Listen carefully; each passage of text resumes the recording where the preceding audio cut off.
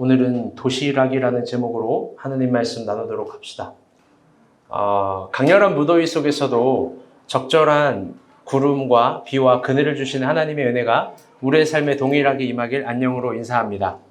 오늘은 재밌는 이야기로 설교를 한번 시작해 보려고 합니다. 굉장히 재밌는 얘기입니다. 다 저를 봐주세요. 이상한 눈으로 보는데 옛날 6.25 때 학복마을이라는 곳이 있었어요. 학복마을 혹시 아시나요? 이 대전에 있는 곳이라고 하는데 학복마을에 그 마을 가면 옛날 마을일수록 보호수 알아요? 우리로 지금 보호수라고 명명되는데 어떤 나무에서 이 막 끈 달아놓고 이렇게 막 섬기고 그러는 거예요. 그런데 그 보호수를 이렇게 사람들이 잘 그 아래서 모이고 막 문제 있을 때마다 기도하고 막 그러는데 6.25 전쟁이 나서 북한의 포탄에 그 나무가 다 불살랐다고 합니다. 그래서 그 학복마을 사람들이 야 이거 어떡하냐 이제 큰일 났다. 재앙이 우리에게 임할 거다. 재앙이 임하기 때문에 우리 다 죽을지도 모른다. 저주받을지도 모른다. 뭐 이런 얘기를 했대요. 그래서 마을 사람들이 심각하게 회의를 했다고 합니다. 그러니까 이거 마이크가 계속 울려서 좀 머리가 아파가지고 좀만 더 조절을 해주세요. 네. 잘 들어봐요? 그럼 어떻게 해야 돼, 성민이? 그 유일한 나무가 타버렸는데 어쩔 수 없다. 어떻게 살 거예요? 우리 공무원에게 한번 물어볼까요? 구급공무원 이럴 때 어떻게 해결해야 되는 거예요? 비상 매뉴얼이 뭐예요? 아 맞네, 너도 공무원이네. 윤희 어떻게 해야 되는 거예요? 이럴 때는 넓은 NGO 마음을 품고 있는데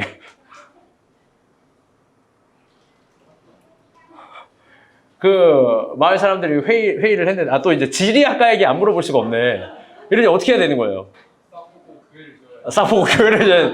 저건 장로의 마음인데 싹 다 밀어버리고 교회 주는 건 뭐만 어떤 지역이 뭐 피해가 있어요. 땅이 막 땅이 헐값으로 나와. 장로님들 일단 다 땅 사자고 해요.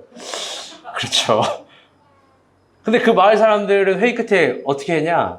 이 나무가 다 이제 불타고 막 이제 우리 마을을 지켜주는 나무라고 생각해서 회의 끝에 어떻게 하기로 했냐면 그 나무가 타고 재가 남잖아요. 재를 믿기로 했대요. 그냥 재 믿는 얘기예요. 썰렁하죠? 제가 저답지 제 아내도 웃어주지도 않아요. 보통은 많이 웃어주는데 저답지 않은 태도로 나름 노력을 해봤습니다. 그런 이유는요, 한 주 동안 설교를 준비하기 위해서 세상 돌아가는 소식을 꼼꼼히 보는데 너무나 슬프고 괴로운 소식만 많습니다. 말하기가 상당히 어렵습니다. 그래서 괴로워서 한번 웃어보고 싶었습니다. 재밌는 얘기로.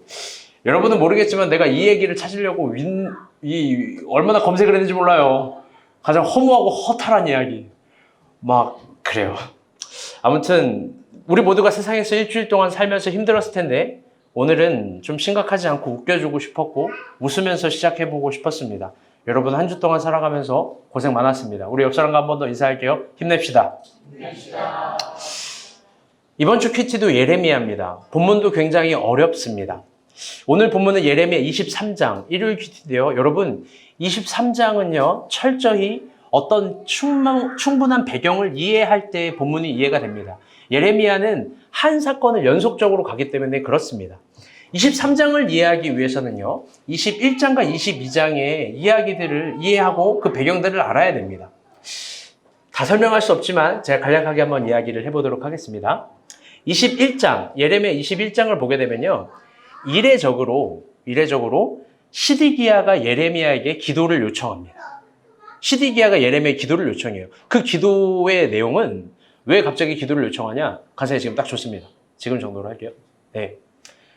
왜 기도를 요청하냐면 시드기야는 나라의 이 왕으로서 뭔가 굉장히 중요한 결정을 해야 되기 때문입니다. 그 선택은 제가 예레미야 1장을 설교할 때부터 이야기했던 배경의 연장선상에 있습니다. 그건 뭐냐? 바벨론과 아수르 그 거대한 패권국가 사이에서 이 시드기야가 뭔가를 결정해야 되기 때문입니다. 3주 전에 이야기했듯이 이 사건이 있었을 때는 주전 600년 전입니다. 600년쯤입니다. 고대 근동에서는 격변의 시기가 있습니다. 기존 강국의 나라였던 아수르와 그 다음에 신흥 강대국이라고 불리는 바벨론이 서서히 기싸움을 하는 겁니다.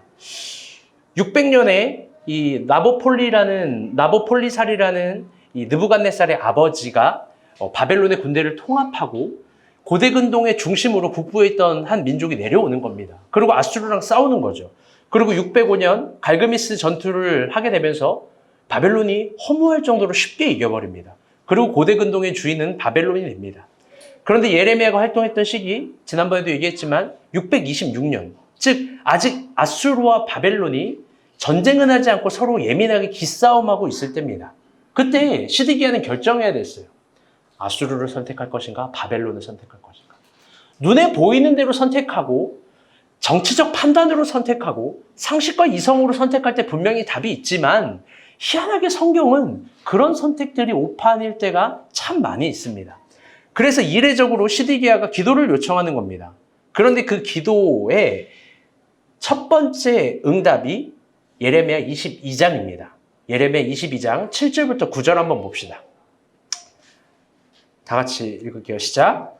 여호와의 말씀이니라. 그때 내가 유다의 왕 시드기야와 그의 신하들과 백성과 이 성읍에서 연정과 칼과 기근에서 남은 자를 바벨론의 느부갓네살 왕의 손과 그의 원수의 손과 그의 생명을 찾는 자들의 손에 넘기리니 그가 칼날로 그들을 치되 쇠이 여기지 아니하며 금일이 여기지 아니하며 불상이 여기지 아니하리라 하셨느니라.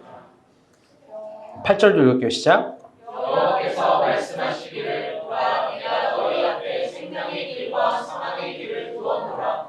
너는 이 백성에게 전하라 하셨느니라. 이 성읍에 사는 자는 칼과 기근과 전염병에 죽으려니와 너희를 에워싸 갈대아인에게 나와서 평안하는 삶을 살 것이나 그의 목숨은 전리품같이 되리라. 아멘. 예레미야는요, 아주 정확하게요, 잘 들어보세요. 생명의 길과 사망의 길을 두었다라고 이야기합니다. 그 시드기야에 대한 첫 번째 응답은 무엇을 선택한지 알려주는 거예요. 결론적으로 예레미야는 자주 이야기했지만 바벨론에 항복해라, 이걸 이야기합니다. 그들은 잔인하고 잔악하고 냉정하지만 그들에게 항복할 때 너희의 목숨을 전리품처럼 마음대로 행할지라도 너네가 다 살 수 있는 길이야. 그 예레미야가 그걸 단순하고 극명하게 생명의 길과 사망의 길이라는 표현도 쓰면서 얘기를 해줍니다. 여러분, 그렇다면 우리는 당연히 바벨론을 선택하면 되는 거 아니에요? 당연히 바벨론을 선택하면 됩니다. 그런데 당시의 상황, 정치적인 판단, 이성, 상식 이런 것들이 아수르를 선택하게 합니다. 그래서 우리가 알고 있듯이 시드기야는요, 아수르를 선택해요. 그리고 아주 허무하게 이스라엘에 있는 사람들은 몰살당합니다. 그 허무한 죽음에 대해서 사실 설명해주고 싶은데 오늘 본문은 그걸 말하고 있지 않습니다. 그래서 뭐 설명을 생략하겠지만 한 가지 중요한 걸 우리가 배우는 겁니다. 그건 뭐냐면, 여러분 잘 들어보세요. 중요한 결정일수록 영적인 판단도 고려해야 되고 신뢰해야 되는 거예요. 분명히 성경은 그런 게 있어요. 모두 우리가 정확한 판단을 할 수 있을 거라고 생각하지만 사실 우리 굉장히 연약한 사람입니다. 그거 잊으면 안 돼요. 우리가 갖고 있는 영의 세계, 영적인 판단, 성경이 말하는 진리는 그냥 마음의 도덕과 윤리와 기분 좋음을 위해서만 있는 게 아니에요. 그게 생활에 실효하고 유효한 여러분 판단이고 기준입니다. 아멘? 그리고 오늘 본문이 23장으로 넘어옵니다. 23장은요, 시드기야 질문에 대한 두 번째 대답입니다. 첫 번째는 살 길과 죽을 길에 대한 예레미야 응답이었다면 두 번째는요, 다시 따라볼게요. 소망에 관한 대답입니다. 하나님은 완전히 패배한 이스라엘, 완전히 망해버린 이스라엘, 지금도 완전히 망하고 거의 패배했어요. 그들이 무엇으로 어떻게 어떤 소망으로 일어나야 되는지를 알려주고 싶습니다. 더 나아가 그들이 소망이라고 부르는 건 도대체 어떤 건지를 알려주고 있는 겁니다. 무엇보다 실패한 현실을 완전히 뒤집을 수 있는 역전시킬 방법을 얘기해 주는 겁니다. 참고로 예레미야 1장부터 52장 그 어마어마한 장 속에 소망을 이야기하는 게 딱 두 장이에요. 그게 바로 이 예레미야 23장이고 또 한 장이 예레미야 33장. 너는 내게 부르짖으라. 그 두 개밖에 소망을 이야기하잖아요. 나머지는 다 심판, 죽을 거다, 항복해라, 전염병 돌 거다. 무릎 꿇어라. 막 이런 얘기인데 소망에 관한 굉장히 귀한 장입니다. 우리 오늘 본문 1절, 2절 말씀 한 번 더 봅시다. 시작. 여호와의 말씀이니라 내 목장의 양떼를 멸하며 흩어지게 하는 목자에게 화 있으리라. 그러므로 이스라엘 하나님 여호와께서 내 백성을 기르는 목자에게 이와 같이 말씀하십니다. 너희가 내 양떼를 흩으며 그것을 몰아내고 돌보지 아니하였도다. 보라 내가 너희의 악행 때문에 너희에게 보응하리라. 여호와의 말씀이니라. 아멘. 여러분 의아하죠? 하나님이 소망을 이야기하면서 또 책망해요. 막 박살나게 혼나는 거예요. 여러분 그런데 한번 생각해 봅시다. 책망을 하는데 그 책망 속에는 어쩌면 하나님이 생각하는 소망의 내력이, 소망의 방법이, 소망의 문법이 숨어 있는 거예요. 하나님이 지금 화를 내고 있습니다. 화가 있으리라. 이게 호의절인데요. 이 헬라어로, 히브리어로 얘기하면 호의. 이게 둘리가 아니에요. 호의. 이 둘리가 아니라 호의는 뭐냐면요. 화 있으리로다. 그런데 어떤 걸 책망하는 거냐? 그건 본문에 적혀 있는 그대로입니다. 지금 이스라엘 백성들, 지도자들이 이스라엘 백성들은 목양하지도 않은 채 돌보지도 않은 것, 그것에 대해서 막 화를 내는 겁니다. 오늘 본문에 2절에 보면은 너희가 내 양떼를 흩으며 돌보지 아니하였도다. 이 돌보지 않았다라는 히브리어로가 이 로페카드라는 단어인데요. 이게요. 다스리지 않았다. 아니 이게 돌보지 않았다. 이 목양하지 않았다라는 뜻이지만 이걸 더 의역하면 현대어로 이런 뜻이에요. 다스리지 않았다. 뭐 의미는 다 똑같겠죠. 돌보지 않았다, 목양하지 않았다, 다스리지 않았다. 더 중요한 건 이걸 뭐라고 보냐면요. 이걸 이 하얀색 글씨 보라 이거 한번 형주 형제 크게 읽어봐요. 보라 내가 너희의 악행 때문에 거기까지. 너희에게 악행이라는 걸요. 뭐 우상 숭배하거나 다른 인신 제사를 드리거나 갑자기 그런 걸로 말하지 않고 악행이라는 걸 이렇게 얘기하는 거예요. 너네가 돌보지 않은 거, 너네가 다스리지 않은 거, 너네가 목양하지 않은 거, 그걸 악행이라고 이야기해요.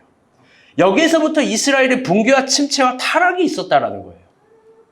우리가 볼 땐 목양, 돌봄, 그게 뭐 그렇게 대단한 큰 능력과 가치가 있겠어라고 생각할지 모르겠습니다.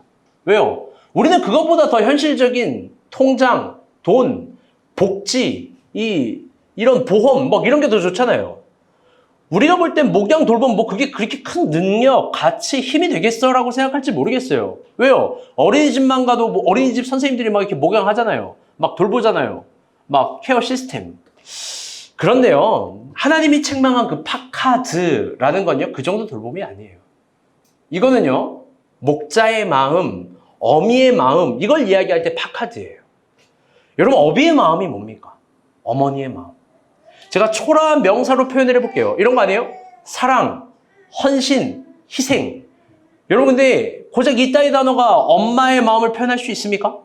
여러분, 이거 표현할 수가 없는 거예요. 이건 연습으로 되는 것도 아니고, 이건요, 돈을 준다고 가능한 것도 아니에요. 여러분, 많이 연습한다고 어머니의 마음이 생기는 줄 알아요? 여러분, 돈을 많이 받고 학습을 잘 된다고 내가 엄마가 되는 줄 알아요? 엄마는요, 애를 낳아야 되는 거예요. 어머니 마음을 자주 알고 싶으면 누누이 얘기하죠. 수신자매에게 물어보거나. 일단 가장 큰 엄마의 마음이기 때문에. 여러분, 마찬가지입니다. 이게 돈 준다고 연습한다고 교육받는다고 되는 게 아니에요.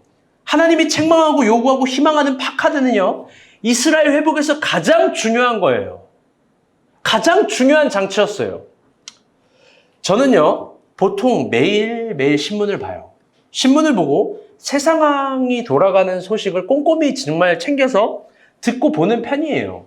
어느 정도냐면 유튜브 라이브 뉴스가 나오잖아요. 그게 여기가 다르고 여기가 다르고 여기가 다르고 숫자까지 숫자에 약한 제가 막 파악을 해요. 여기서는 이렇게 이야기하고 저렇게는 저렇게 이야기하고. 왜?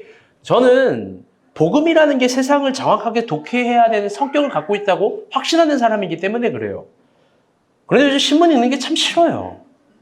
또 시사, 저널, 논평, 사설 읽는 게 정말 괴로워요. 왜? 이번 7월, 8월 읽으면 다 무너지고 붕괴되고 내려앉고 부셔지고 가라앉는 소식들만 들려요. 그 중에서도 잼버리는요, 사실 정말 큰 실수예요. 여러분, 왜 그러냐? 우리나라에 참여한 그 청소년들이요, 그냥 청소년이 아니에요. 그게 20년 뒤, 30년 뒤 그 나라의 지도자들이 될 사람이에요. 깊게 생각해봐요. 몇 개국이 참석했는지 알아요? 169개국이에요. 여러분, 몇 명이 참여했냐면 공식 5만 명이에요. 물론 5만 명 다 들어오지 않았지만 5만 명이 참여했던 장치였어요. 여러분, 그들이 거기서요, 뭐를 하냐? 국제적인 활동을 하는 거예요. 단순히 놀이하고 야영 캠핑, 바베큐 막 이런 게 하는 게 아니라 평화에 대한 결의, 문화에 대한 교류, 학습에 대한 청취, 교육에 대한 태도, 이런 것들을 실제로 나누는 거예요. 이 단순히 네이버 카페, 보이스카우트, 걸스카우트, 산악동호리, 야영 캠페인 이런 행사가 아니에요. 여러분, 이제 그들이 각국에 돌아가서 한국을 뭐라고 평가하겠어요? 그들이 20, 30년 뒤 각 나라의 지도자가 될 때 한국을 뭐라고 평가하겠어요?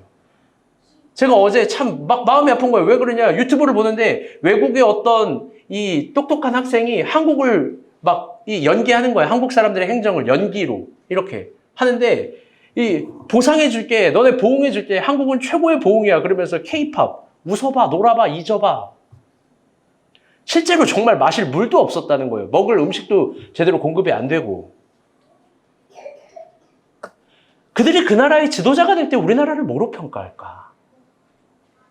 여러분, 어디서부터 무너진 겁니까? 원인이 뭐예요? 저는 정치가도 아니고 공무원도 아니라서 말은 삼가예요. 그러나 원인과 진상규명, 그 대단한 걸 하기 전에, 그 날카로운 거 하기 전에 확실하게 우리가 인식해야 될 거, 그건 돌봄과 다스림, 관리 기능이 다 무너졌다라는 거 아닙니까? 그게 무너질 때요, 잘 들어봐요, 인간은 자유를 느끼는 게 아니라 혼돈, 공포, 공허를 느끼는 거예요. 인간은 자유를 갈망해요. 여기서 자유 싫어하는 사람이 어디 있어요? 인간은 자유와 함께 고유함이라는 것도요, 제일의 가치로 여겨요. 맞아요. 그건 정말 귀한 가치예요. 그러나 모두가 쉽게 생각하는 게 있어요. 그건 자유와 인간의 고유함을 보호하는 울타리. 그걸요, 정말 쉽게 생각해요. 개인을 보호해주고 다스려주고 먹여주는 사회, 가정, 학교, 이걸 늘 당연하게 생각해요. 부모의 먹여주는 사랑, 입혀주는 사랑, 의무교육을 제공하는 학교 시스템, 노동의 대가를 제공하는 사회, 이걸 아주 우습게 생각해요. 여러분, 노동의 대가요? 다들 못 받는 것 같죠? 이게 기준이 안 될 수도 있지만 노동의 대가를 아예 안 주는 사회도 상당히 많아요. 21세기인데도 상당히 많다고요. 오히려 자신을 보호해주고 다스려주는 가정과 학교와 직장을 적으로 생각해요. 너무나 멍청한 생각이고 너무나 배부른 생각이에요. 제가 장담하건대 그런 다스림과 돌봄, 울타리가 딱 사라져버리면 행복한 게 아니라 인간은 무시무시한 공포를 느끼는 거예요. 가끔 MZ세대들의 대단한 포부를 들어요. 한없이 귀여워요. 가끔 MZ 사역자들의 아주 대단한 논리들을 들어요. 한없이 가사로워요. 그런 생각과 논리들을 하는 사람들을 다 묶어버려가지고 저기 사하라 사막에 막 던져버리고 싶어요. 속박도 없고 구속도 없고 돌봄도 없고 보호가 없는 곳. 뭐라고 반응할까요? 뭐라고 말할까요? 그땐 또 하나님이 버렸다, 국가가 버렸다, 부모가 버렸다, 뭐 아주 징징대고 막 난리 나겠죠?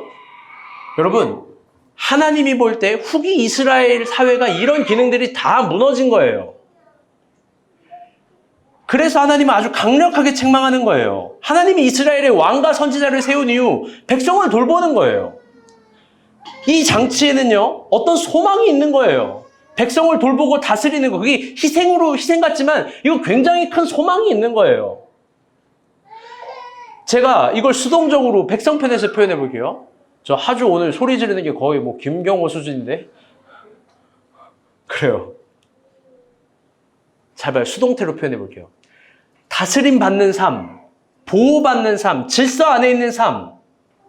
적극적으로 표현해 볼게요. 교육해주고 먹여주고 책망하고 징계하고 사상권권 관심 주고받는 삶. 왜 이렇게 나이가 관심이 많아?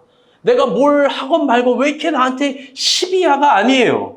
여러분, 그게요, 회복이라는 거예요. 필수라는 거예요. 왜 그러냐? 하나님 볼 땐 그 다스림이라는 기능, 어미의 마음으로, 목자의 마음으로 이스라엘 백성들을 돌보는 기능, 어떤 공동체를 돌보는 기능에 하나님의 신비와 기적이 등장하기 때문에 그래요. 이게 중요한 성경의 신비예요. 우리가 오해하고 이해하지 못하는 거예요. 뭐냐면 오해하는 거 뭐냐? 내가 내 인생의 스펙을 차곡차곡 잘 쌓고 내가 이만큼 벽이 있으면 내 스펙이 이만큼 높아져서 이걸 이길 줄 알죠? 우리가 이해하는 이해는 이런 거예요. 내가 이거를 넘어뜨리려면 이거를 넘어뜨릴 만큼 힘이 강해져 이게 넘어지는 줄 알아요. 성경 그렇게 말 안 한다고. 골리앗도 돌멩이 하나로 무너지고요. 여리고성도 그냥 똘똘 도니까 무너지는 거예요. 신비라는 힘, 기적이라는 능력. 근데 그게 공동체 속에 있을 때 여러분 존재하고 등장한다라는 거예요. 여러분 교회 그게 얼마나 유용한 가치인데요. 여러분 교회 뭐예요? 이 기독교를 사랑하는 네이버 카페 동호회입니까? 그래서 우리 다 신길동 지구 사람들이 모인 거예요? 사회과학적으로 이해하면 그렇겠죠. 여러분 그러나 여기에서 하나님의 가장 위대한 것들이 등장한다라고, 삼위일체 하나님이 다시 부활한다고, 그분의 말씀이 어떤 뜻을 갖고 있고 오늘 우리에게 주신 기적과 능력은 어떤 건지를 훤히 보여주는 장치라면 여기는 신의 문이에요. 그래서 예수님이 그렇게 얘기한 거예요. 너희들이 두세 사람으로 내 이름에 모인 곳에 나도 여기 있겠다. 아멘. 그게 구체적으로 그 하나님의 위대한 능력이 구체적으로 뭔지 한번 보도록 합시다. 5절 6절입니다. 시작. 여호와의 말씀이니라 너가 내가 이르니 내가 바리새의 한 의로운 가치를 일으킬 것이라. 그가 왕에 대하여 지혜롭게 갔으며 세상에서 정의와 공의를 행할 것이며 그의 날에 유다는 구원을 받겠고 이스라엘은 평안히 살 것이며 그의 이름은 여호와 우리의 공의라 이름을 받으리라. 아멘. 우리가 이거 보라 때가 이르니 내가 다윗에게 의로운 한 가지를 일으키리라. 뭐 여러분 이 말씀 우리가 보면서 늘 예수 그리스도를 예언했던 인용 구절을 생각합니다. 근데 맞아요. 예수 그리스도의 탄생을 인용했던 예언했던 구절 중에 하나가 또 예레미야의 저 말씀입니다. 그런데 예수 그리스도라는 관점 말고요. 오늘 본문을요. 605년 후기 이스라엘 사회에서 한번 봅시다. 그 복잡하고 일어날 수 없고 절망적인 상황에서 여러분 도대체 이 말씀이 뭔 소망이에요? 여러분 도대체 이 말씀이 과연 실패한 이스라엘 백성들을 역전시킬 하나님의 전략이 가당키나 한 거겠습니까? 오히려 여러분 실패한 현실을 역전하려면 오펜하우어의 이 원자폭탄처럼 막 히로시마에 때려 갈기고 막 전략적으로 이렇게 해야 되잖아요. 오늘 애기들이 왜 이렇게 다 폭탄 맞았어요? 아니 여기서 가장 멀리 있는 나도 이렇게 힘든데 여러분이 애기 소리 지를 때마다 막 인상을 쓰는데 아주 뭐 밥이라도 먹여서 재워야 될 것 같은데 힘이 아주 넘쳐나네. 막 이래야 여러분 막 이런 거 아니에요? 하나님이 막 폭탄을 막 날려야지 뭐 아수르건 바벨론이건 때려잡고 여러분 이런 게 전략 아니에요? 역전시킬 전략? 여러분 그런데 그게 아니에요. 본문 5절 6절을 보면요. 하나님이 소망을 이야기하면서 두 가지를 반복합니다. 첫 번째 뭐냐? 다 같이 따라볼게요. 새날. 우리 5절 빨간색 글씨 한 번만 읽어볼게요. 용식이가 크게 읽어봐요. 시작. 보라 때가 이르니 거기까지.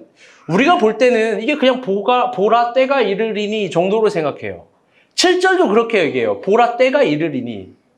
그냥 때가 이른가 보다 생각하지만 히브리어로는 굉장히 아쉬운 번역이에요. 이게요. 새날이라는 건 그냥 바임인데요. 이렇게 번역해요. 히브리어는 이렇게 적혀 있어요. 힌네 야인 바임. 뭐냐? 단순히 새날 정도가 아니라 이게 격한 감정의 구호고 감탄사인 거예요. 뭐냐? 야, 이제부터 진짜 새날이 올 거야. 힌네 야임 이거예요. 야, 여기 와봐. 여기 봐봐. 이거 봐봐. 이제 새날이 올 거야. 하나님이 소망을 이야기하는데 내용을 말하지 않아요. 하나님이 소망을 말하는데 어떤 현실적이고 건설적인 빌딩업을 말하지 않아요. 참 신기해요. 하나님은 일단 새 날이 도래할 거라고 말합니다. 봐봐요. 605년 후기 이스라엘 아무것도 볼 수 없는 나날들 속에서 야훼는 뭔가를 보는 거예요. 이게 중요해요. 완전히 망해버린 것 같은 게 전부인 시간에서 하나님은 새로운 날들을 보는 거예요. 하나님, 그분이 인간과 다른 이유, 하나님 그분이 우리와 다른 이유는요, 그분은 관점을 완전히 다르게 해서 모든 걸 보는 거예요. 여러분, 그러니 소망이라고 이야기하는 것은요, 잘 들어봐요. 내가 설득할 만한 어떤 시간과 사건이 아니에요. 내가 이해될 만한 어떤 방법이 아니에요. 더 나아가서 내가 볼 수 있는 시야의 근거리감에서 이루어지는 게 아니에요. 여러분, 여기서 눈 제일 좋은 사람 있어요. 박찬윤이 여기 있어. 엄청 좋아요. 한 3.0 되는 것 같아요. 진짜 여기서 맨날 인간 사람 뭐 하냐면 저기 끝에서 버스 오는 번호 있잖아요. 전광판에 있는 거. 뭐 6614. 이런 거 6614야, 5612야 막 하는데 100% 다 맞아요. 눈이 엄청, 눈도 건강해요. 근데 하는 말이 뭔지 알아요? 수진이가 더 건강하대. 눈이 뭐 아이언맨이에요? 그런데 여러분 잘 봐요. 아무리 눈이 좋아도요, 박 목사님 여기서 부산 볼 수 있어요? 여러분 여기서 강동구 볼 수 있는 사람, 강동구에서 하남 볼 수 있는 사람, 여러분 굳이 우리가 볼 수 있는 시력은 뭐냐? 500m 정도 내에 색깔과 모양을 구분할 정도 보는 거예요. 우리 그 정도 보는 게 우리가 정확한 시력이라고 이야기하는 거예요. 여러분 저는 안경을 써요. 안경 벗으면 장님이에요. 안경 벗으면 내 옆에 내 아내가 항상 눕거든요. 아내가 눕는지 뉴진스가 눕는지 뭐 우리 엄마가 눕는지 안경 벗으면 몰라요. 진짜 안 보여요. 안경 벗은 내 얼굴을 보잖아요. 미안해요. 여러분 잘 봐요. 이성민 안경 벗으면 뭐 보여요? 우리 안 보여요. 우리 믿음으로 사는 사람들이에요. 안경 쓴 사람들은. 안경 쓴 사람들 정말 여러분 추한이 봐요 지금. 어휴 그래요. 여러분 우리가 무언가를 정확히 볼 수 있다고 생각하지 마요. 그게 대단히 큰 착각이에요.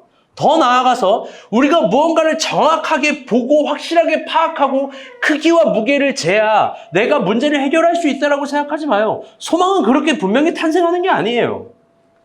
하나님이 달라요. 하나님이 소망이에요. 하나님은 어둠밖에 없는 정막 속에서도 완전히 환희의 소망을 보고 있는 거예요. 그게 싸구려 위로가 아니에요. 진짜 리얼한 현실을 보는 거예요.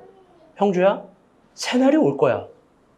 형주야, 너가 지금 볼 수 없는 저 멀리에 있고 더 뒤에 있고 높이 있는 걸 난 정확히 볼 수 있어. 믿고 따라올 수 있니? 하나님이 늘 하는 얘기가 그거 아니에요? 연미야, 아이 낳고 그게 끝이 아니야. 아이를 낳는 것도 기쁨이지만 난 또 다른 것도 보고 있단다. 다른 남편을 보는 게 아니라 하나의 새날을 봅니다. 아멘? 소망을 이야기하면서 하나님이 두 번째 반복하는 말이 있어요. 그건 뭐냐면 의로움, 공의, 질서 이런 거예요. 5절 말씀 다시 한번 다 같이 읽어볼게요. 시작.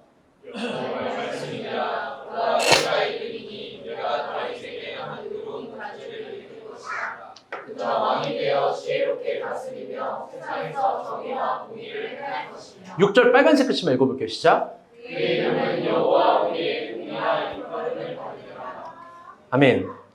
사실 제일 중요하게 설명하고 싶었던 건 그날의 유다는 구원을 받고 이스라엘은 평안히 산다라는 소망의 구절이에요. 여러분 이게 605년 현실에서는 불가능해요. 안 보여요. 여러분 그게 어떻게 보여요? 현미, 너가 영등포 신길동에서 34평 아파트에 편안히 살 거야. 넌 보여요? 나도 안 보이는데. 이내, 넌 미국이 아니라 하와이에서. 아, 미안. 여러분 보입니까? 김찬이 서울이 아니라 서울보다 더 뒤에 있는 파주에서 평안히 살 거야. 막 하나님이 이렇게 얘기한다고 봐요. 우린 도저히 그걸 믿을 수 없어요. 안 보여요. 그런데 하나님이 얘기하는 거예요. 그날에 유다는 구원을 받겠고 이스라엘은 평안히 살 것이다. 그런데 그 방법으로 그게 뭐냐면 정의와 공의와 질서라는 거예요. 하나님은 심지어 6절에서 우리의 이름이 그분의 공의가 될 거라고 과감하게 이야기합니다. 그렇다면 우리는 여기서 정말 심각하게 새겨듣고 연구하고 고민해야 될 게 있어요. 그건 하나님 당신이 공의라는 것, 정의라는 것, 질서라는 것, 그걸 대하는 태도예요. 이게 히브리어로요, 찌누케누예요, 찌누케누. 왜 통칭이냐? 정의를 말하는 단어가 체다크도 있고 미슈파트도 있고 여러 단어가 있는데 오늘 본문은 통칭으로 쓸 수 있는 치드케누. 굳이 이야기하면 법, 큰 법 같은 걸 이야기하는 거예요. 법을 또 테두리 갖고 있는 어떤 시스템. 우리가 볼 땐 그게 뭐 대단한 건가? 우리가 감각적으로 늘 알고 있는 거, 하나님 뜻대로 살아야 된다라는 거. 여러분 뭐 그 정도로 생각할 수 있습니다. 그런데요, 하나님은 하나님 뜻대로 살아야 되는 거, 이 어느 정도의 대략의 감각 속에서 책상을 탁 치고 물어보는 거예요. 그래서 그게 뭔데? 그래서 그게 뭔데? 나는 내 정의와 질서와 공의, 난 여기에 진심인 태도를 갖고 있는 하나님인데 너는 거기에 얼만큼 알고 있는데 고민해 보는데 그걸 진짜 믿고 있는 건데 하나님은 물어보는 거예요. 왜? 우리가 아까 이야기한 방금 말한 완벽하게 새로운 날, 새로운 에너지, 새로운 관계, 여러분 이 새로운 것들이 새로운 땅에서 탄생하거나 새로운 시간에 탄생하는 게 아니라는 거예요. 하나님의 법, 하나님의 공의, 하나님의 질서, 여기에서 하나님께서 주시는 무한한 것들과 아름다운 것들과 신비한 것들이 막 탄생한다는 거예요. 하나님은 이 태도에 일관되고 진실돼요. 저는 오랜만에 설교를 준비하면서 이 지점에서 굉장히 깊게 머물러서 연구했어요. 이 5절, 6절에서 말하는 공의, 정의, 질서, 거기에서부터 탄생하는 새로운 나날들, 이런 뭔가 이건 묵상했어요. 왜? 2023년 8월을 살아가는 우리에게 이걸 어떻게 설명할 수 있을까? 어떻게 표현해야 적합한 설명일까? 그리고 연구 끝에 나온 표현이 있어요. 다시 따라볼게요. 믿음으로 사는 삶. 믿음으로 사는 삶. 이게요, 경우에 따라서는 참 애매하고 모호해요. 경우에 따라서는 참 희미하고 희박해요. 그런데 이것만큼 또 적절한 하나님의 공의와 정의와 질서를 이해한 표현이 없어요. 왜냐? 그 이유는 믿음으로 사는 삶은 정확하게 한 방향을 전제로 하고 있다라는 거예요. 그 전제는 뭐냐? 우리에게 이 세상과는 완전히 다른 기준이 있다는 겁니다. 그 기준은 이 땅에서 사용되는 기준이 아니라 하늘에서 사용되는 기준이에요. 여러분 우리 그걸 긍정하잖아요. 아멘? 우리 그걸 믿잖아요. 아멘? 여러분 우리가 믿음으로 산다라는 건 엄청난 대단한 의미를 말하기 전에 잘 봐요. 이 땅이 아니라 하늘에서 사용되는, 이 땅에서 사용되는 기준 말고 하늘에서 사용되는 기준, 하늘에서 사용되는 언어, 하늘에서 사용되는 어떤 큰 관점이 있다는 걸 믿는 거잖아요. 아멘? 여러분들 그게 구체적으로 뭐예요? 제가 아는 여자 청년이 있어요. 우리 교회 이야기 아니에요. 누군지 또 물어보지 말고. 뭐 얘와 얘기하면은 이름 없이 얘와 얘기하면 수수께끼 마치듯 꼭 물어보더라고요. 그 누구 이야기죠? 그 청년이요. 꽤 예쁘장했어요. 아무도 안 웃네. 남자들 원래 웃을 줄 알았는데 예쁘장했. 윤희 표정 관리 잘하고. 자신의 회사에서 7살 많은 과장님이요. 그 여자아이를 좋아한 거예요. 어때요? 최악이죠? 그래서 매번 특혜도 주고 더 챙겨주고 막 이렇게 막 한 거예요. 근데 그 여자애 그게 너무 싫었대요.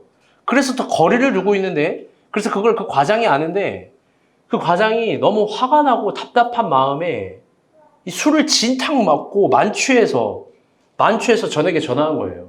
여러분 최악 아니에요? 만취해서 과장이 전에게 전화했어요. 민정이 어때요? 과장이 만취해서 전에게 전화했어요. 저녁 11시에요. 받을까 말까 고민하다 받은 거예요. 이 과장이 나를 좋아하는 거 알아요. 이런 얘기 하는 거예요. 땡땡땡아, 내가 너를 정말 사랑해. 나 너랑 결혼하고 싶어. 너를 위해서라면 저 하늘에 별을 따다 줄 거야. 나는 그런 남자야. 여러분 진짜 최악은 이게 만취해서 이야기한 거예요. 끊을 수도 없어요. 직장 상사가. 이거를요 계속 얘기했대요. 땡땡땡아, 너를 정말 사랑해. 너랑 결혼하고 싶어. 근데 이게 이름이 들어가면 어감이 달라요. 내가 이름으로 해봤거든요. 오해하지 말고 내 아내 이름을 써볼게요. 강혜라야, 내가 너를 정말 사랑해. 강혜라야, 내가 너랑 결혼하고 싶어. 나는 너를 위해서라면 저 하늘에 별도 따다 줄 수 있는 그런 남자야. 과장님이 이렇게 얘기했어요. 헤라 사먹 어때요? 고개를 줘요. 여러분 근데요 이걸 한 50번 했대요. 50번 했는데 잘 봐요. 이게 중요한 거예요. 그 여자애가 이걸 취중 진담으로 진지하게 들은 거예요. 그래서 마음이 열렸대요. 50번을 이야기하니까 이 여자들 진짜 왜 이런지 모르겠어요. 사랑한다고 50번 얘기해주면 마음이 열리는 이상한 동물인가요? 그대들은? 막 마음이 열렸대요. 막 마음이 흔들린 거예요. 제가 생각했어요. 내 딸 김미소에게 누가 만취해가지고 50번 여보세요 나야 거기 잘 지내니 그 전화기 부셔버려야지. 그 당장 나오라고 하고 번호 주고 이제 형주한테 가라고 해야지. 이거 못 견디고 막 잠이 깰 것 같고 막 미칠 것 같은 거예요. 막 근데 막 미소가 흔들리는 거예요. 막 마음이 열려. 근데 이런 말을 계속 하는데요. 11시부터 새벽 1시까지 하는데 여자가 마음이 열렸어요. 2시간 동안 마음이 열렸대요. 그래서 이렇게 얘기했대요. 과장님, 저 하늘의 별은 됐고 내일 술 깨고 내일 저를 위해서 도시락 싸주세요. 이렇게 말했대요. 그리고 이 말을 한 거예요. 그 도시락 저랑 점심에 같이 먹어요. 여러분 이 정도면 엄청난 그린라이트 아니에요? 근데 어떻게 응답했냐? 남자의 대답이 뭐냐? 도시락? 그거 여자가 싸는 거잖아. 여러분 진짜 최악 아니에요? 실화예요, 실화. 여러분 저 하늘을 잘 봐요. 저 하늘에 딸 수 없는 별은 따다 주겠다고 아주 이런 표현 용서해요. 연병 이단 협차기를 하면서 쌓일 수 있는 도시락은 못 사겠대요. 여러분 저 하늘 딸 수 없는 달은 내가 따다 주겠다라고 막 말도 안 되는 말을 짓거리면서 그걸 사랑이라고 이야기하는데 쌓일 수 있는 밥, 반찬, 국 이건 못 하겠다라는 거예요. 여러분 근데 잘 봐요. 믿음으로 사는 우리의 삶도 사실 이런 거랑 비슷한 거 아니에요? 우리도요, 기도할 때 흥건히 만취해서 이런 고백해요. 하나님, 내가 하나님 나라를 위해서 살겠습니다. 하나님, 내가 하나님을 위해 전부를 드리겠습니다. 하나님, 내가 교회를 위해서 건축원금 막 50억, 100억을 하겠습니다. 그게 무슨 의미인지도 모르고 여러분 막 짓거립니다. 여러분 그때 하나님 대답이 뭘까요? 여러분 이런 대답 아니에요? 얘야, 너가 나를 그렇게 사랑하는구나. 너 그런데 그런 거 말고 하나님 나라를 위해서 살겠다는 거 말고 나를 위해서 도시락 싸줄래? 그 나랑 도시락 같이 점심으로 먹자. 여러분 대답 뭐예요? 하나님이 도시락을 싸달라고 여러분 생각과 여러분 체질과 여러분 시간과 여러분의 달란트와 맞지 않는 걸 부탁했어요. 근데 여러분 대답 뭐예요? 그거 하나님이 나한테 싸줘야죠. 그거 하나님이 나한테 해줘야죠. 하나님 나는 돈가스를 좋아해요. 한술 더 떠서 뭐 이런 거 얘기하는 거 아니에요? 하나님 나는 제육볶음 없으면 먹지도 않습니다. 우리가 만취해서 하는 고백들 술 취해서 하는 거랑 비슷한 거 아니에요? 여러분 이 말 오해하지 말고 들어요. 잘 이해하세요. 다들 교회를 사랑한대요. 토요일 세팅은 왜 안 와요? 다들 교회를 사랑한대요. 그리고 예배가 끝나면 어떻게 하는지 알아요? 다들 빨리 집에만 가려고 그래요. 이거를 세팅을 나는 정리해야 되는 것 때문에 늘 긴장인데 그런데 우리는 그런 얘기를 해요. 교회를 사랑한대요. 여러분 이게 예배 세팅 정리하는 게 도시락 싸는 거일 수 있어요. 다들 예수 살롱에 은혜 받아요. 막 좋대요. 뭐 다윗 이야기를 어떻게 그렇게 해주세요. 막 뭐 다윗이 난가요? 막 나는 사울인가요? 막 이러면서 막 어떤 지체는 여기 지금 막 장문의 문자를 이렇게 쓰면서 뭐 많이 뭐 은혜를 받았습니다. 예배 끝나고 기도하고 제일 빨리 집에 가. 무슨 말이냐? 여러분 우리 교회 특수성이 있잖아요. 이 세팅을 정리해야 되는데 다 집에 가는 거야. 누가 정리해요? 제 지난주에 참 감동받은 지체가 있어요. 연미예요. 일단 박수 한 번. 왜? 내가 볼 때 성민이 집에 가고 싶었어. 연미가 너 남아. 못 가. 아니 성민이도 여러분 요즘 여러분 성민이 박수 2번. 맨날 토요일 저녁 와서 세팅해요. 여러분 대단한 거 아니에요? 세팅이 좋지. 나도 좋아. 저 임신한 몸으로 의자 하나라도 끌어보겠다고 금요 예수살롱 할 때 남은 거예요. 물론 내가 오해해서 듣지 말라는 말이 다 남으라는 소리 아니에요. 진짜로. 이거 하고 싶어도 못하는 지체 못해요, 여러분. 못합니다. 그런데 제가 말하고자 하는 건 이겁니다. 우리도 실제 도시락은 못 사는 거 아닌가? 여러분 믿음으로 사는 삶 거기에 보면 회복이 있습니다. 그게 하나님의 대안이래요. 예레미야뿐만 아니라 하박국 미가서에도요. 나의 의인은 믿음으로 말미암아 살리라 함과 같으니라. 하나님이 이렇게 확언하세요. 내가 생각하는 의인, 세상을 뒤집는 의인, 내가 능력을 줄 의인, 정말 하늘의 신령한 것들을 줄 의인은 믿음으로 사는 사람이야. 거기엔 새로운 공간, 새로운 날들의 탄생이 분명히 있고 위대한 기적이 있고 골리앗도 이기고 여리고성도 부시고 하늘도 가르고 바다도 가르는 능력들이 있어요. 그게 비밀인 건 맞아요. 여러분 근데요. 잘 들어요? 잘 들어요. 그게 하늘의 별을 따는 삶이 아니에요. 그게요. 하늘의 달을 따는 삶이 아니에요. 우리가 할 수 없는 것들을 향해서만 믿음을 갖는다라고 말하지 마세요. 할 수 있는 걸 하는 것 믿음일 수 있어요. 오히려 하나님이 시키는 걸 하는 게 믿음이에요. 그게 뭐예요? 도시락을 명했으면 도시락 싸는 거예요. 더 중요한 이야기를 해볼게요. 더 중요한 이야기예요. 우리가 믿음으로 살려고 할 때 그 지점에서 하나님께서 동시에 정말 중요한 걸 함께 요구해요. 그건 뭐냐? 역설적으로 아까 이야기한 하나님께 다스림받는 삶, 하나님께 통제받는 삶, 하나님의 질서 안에 들어오는 삶이에요. 그게 아까 이스라엘의 지도자를 책망했던 파카드, 다스리지 않았고 목양하지 않았던 파카드예요. 반대로 이야기하면, 수동태로 이야기하면 다스림 받으려고 하지 않는 삶, 통제받으려고 하지 않는 삶, 질서 가운데 들어오지 않는 삶, 하나님은 그걸 믿음의 삶이라고 말하지 않는다라는 거예요. 역설적이지만 자유방임, 여러분 그게 믿음의 삶이 아니에요. 역설적이지만 괴물 같은 이상주의자를 꿈꾸는 거 그게 믿음의 삶이 아니에요. 현실적으로 물어봅니다. 여러분이 북한을 위해서 뭘 하겠어요? 여러분이 러시아와 우크라이나 전쟁을 하는데 뭘 할 거예요? 오히려 우리가 쌓일 수 있는 도시락, 우리가 할 수 있는 거, 여러분 그건 뭡니까? 하나님이 오늘 우리에게 한국에서 요구하는 건 뭐예요? 여러분 그 예배 아니에요? 그리고 이 예배 속에서 그 나라를 품고 기도하는 거 아니에요? 이 예배 속에서 하나님께서 당신의 질서와 통치와 다스림 그 속에 있는 거 아니에요?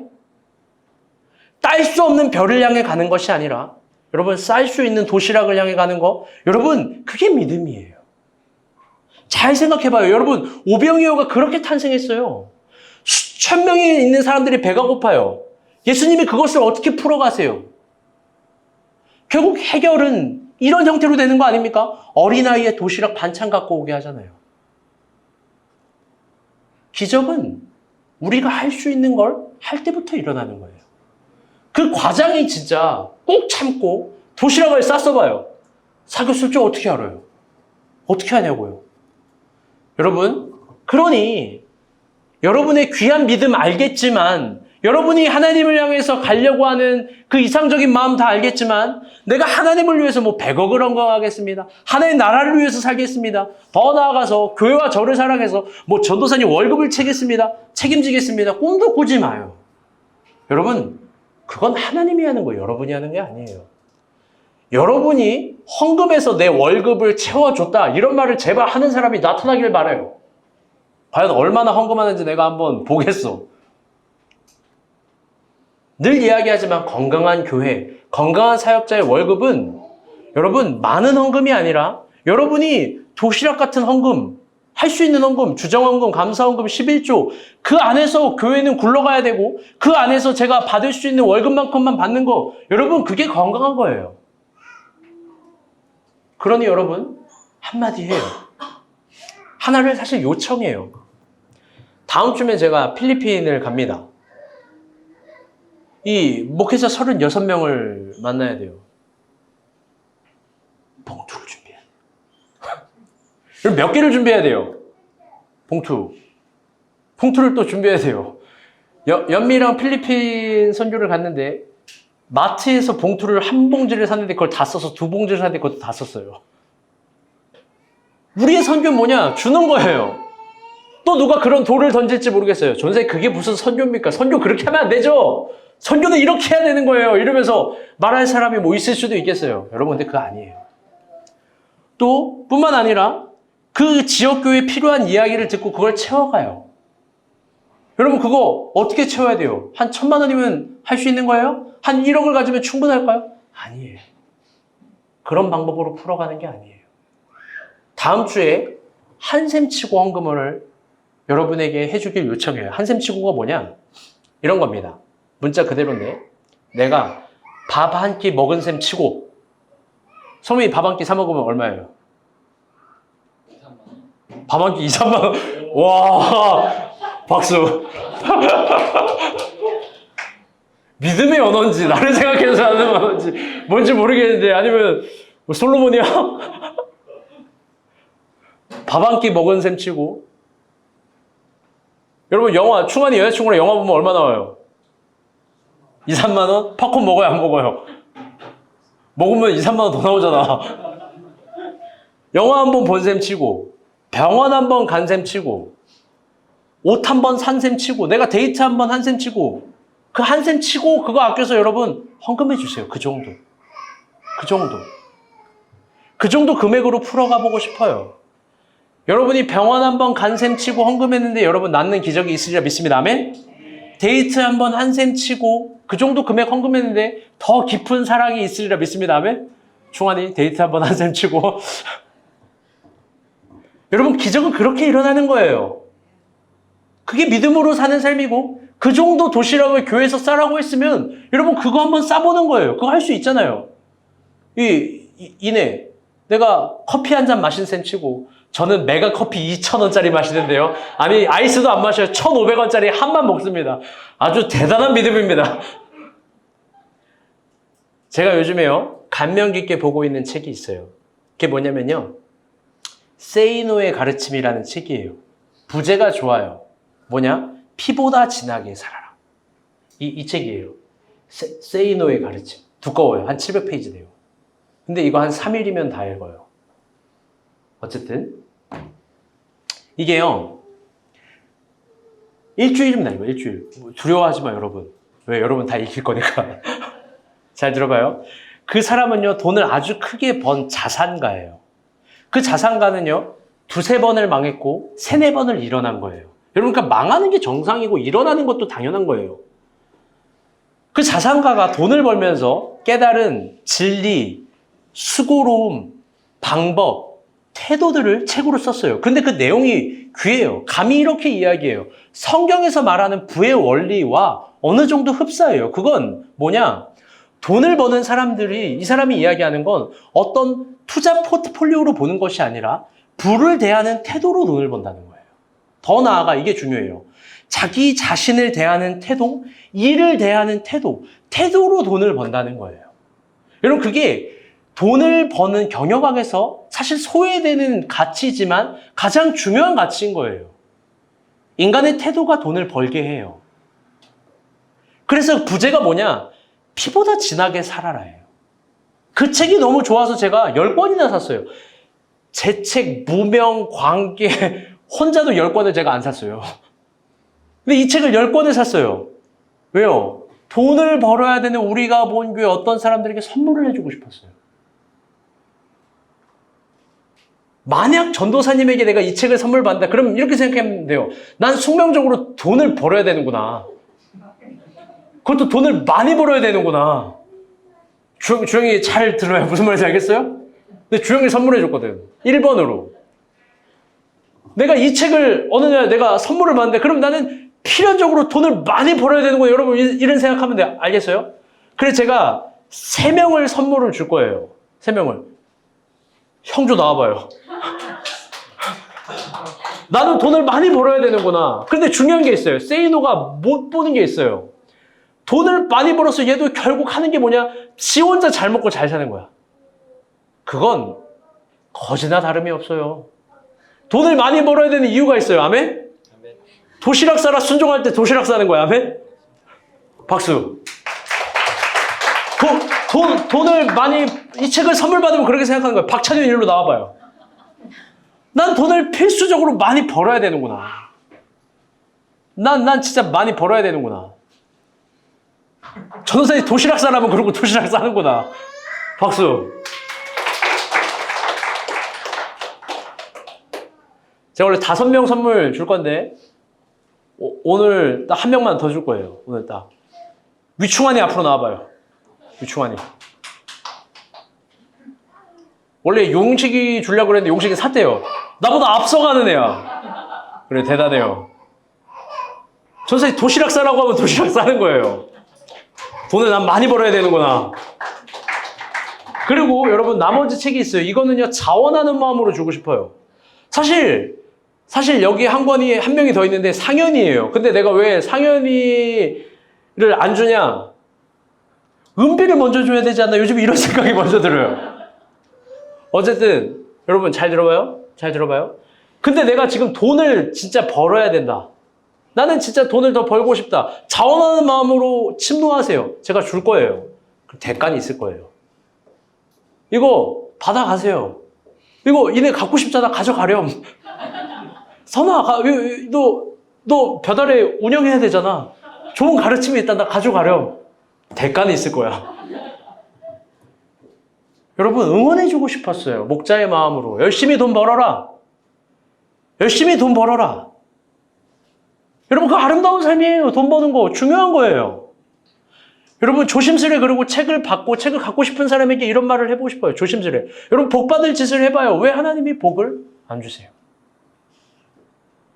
여러분 믿음으로 사는 삶도 마찬가지예요. 이스라엘이 다 무너진 곳 그 역전하기를 원합니까? 막 새로운 시간, 새로운 기회, 새로운 능력으로 반영되기를 원해요? 여러분 그러면요 고민할 필요가 없는 거예요. 여러분 피보다 진하게 믿으세요. 아멘? 방황하지 말고 의심하지 말고 믿을 거면 피보다 진하게 믿는 거예요. 그렇게 여러분 돈을 버는 거예요. 성민이 앞으로 나와봐요. 성민이 앞으로 나와봐요. 피보다 진하게 믿는 거예요. 아멘? 들어가세요. 여러분 이 세상의 거짓 메시지에 속지 마요. 그건 뭐냐면 여러분 플렉스가 위너가 아니에요. 쇼미더머니가 위너가 아니에요. 자신의 인생보다 피보다 진하게 살아가는 사람, 피보다 진하게 믿음으로 살아가는 사람, 여러분 그런 사람이 위너예요. 자기에게 주어진 인생을 소중하게 살아가는 거예요. 소중하게.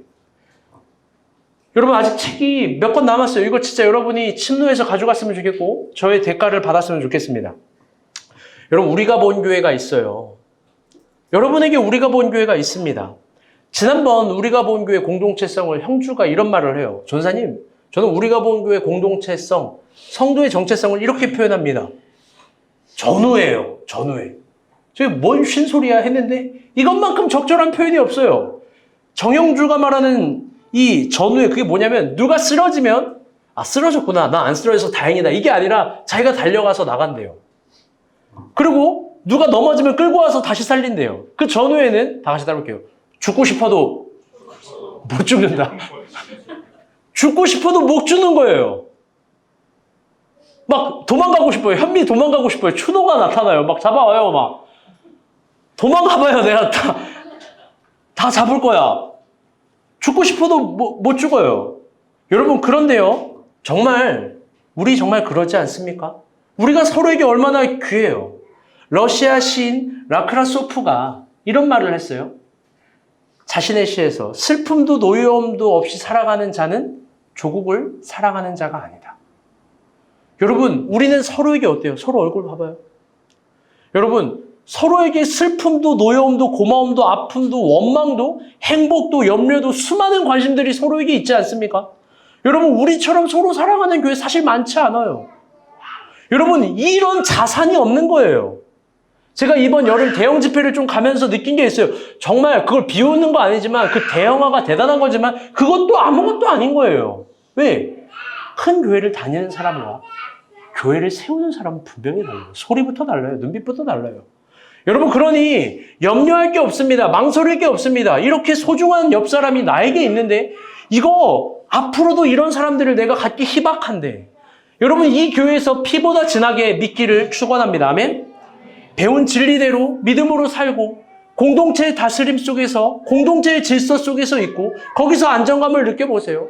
그리고 또 공동체가 도시락 싸라고 하면 도시락 싸는 거예요. 믿음은 그 도시락 싸는 거에 있는 거예요. 여러분 상황이 역전이 안 되겠습니까? 왜 축복이 없겠습니까? 왜 새로운 게 안 탄생하겠습니까? 분명히 무너진 것들이 회복되리라 믿습니다. 아멘? 말씀의 결론을 맺도록 하겠습니다.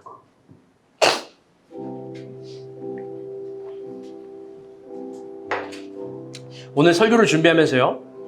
제가요. 계속 생각난 마음의 노래가 있어요. 피보다 진하게 믿으라. 피보다 진하게 살아라. 근데 그 삶, 그 아름다운 산, 진한 산, 열심히 사는 삶으로 믿음의 도시락을 싸라. 그러면서 생각나는 노래가 있는데요. 그게 강산의 시의 넌 할 수 있어라는 노래예요. 여러분 알아요? 이 술 취한 것 같은 창법. 왜지?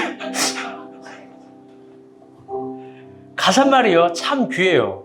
무너진 사람들, 열심히 살고 싶은 사람들, 새로움을 준비하는 사람들에게 귀한 메시지가 있어요. 제가 가사말 읽어드릴게요. 후회하고 있다면 깨끗이 잊어버려. 가위로 오려낸 것처럼 다 지난 일이야.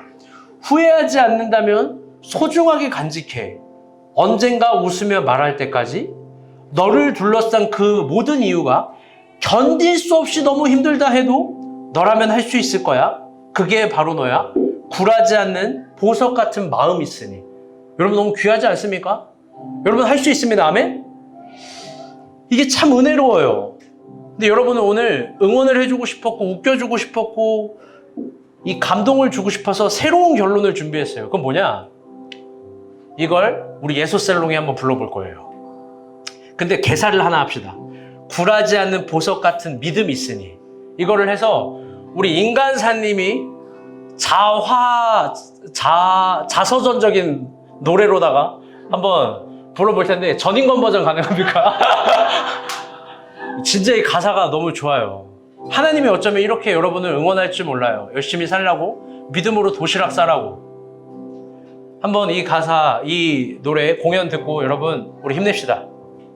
근데 설교 찬양도 있으니까 기도도 할 거예요.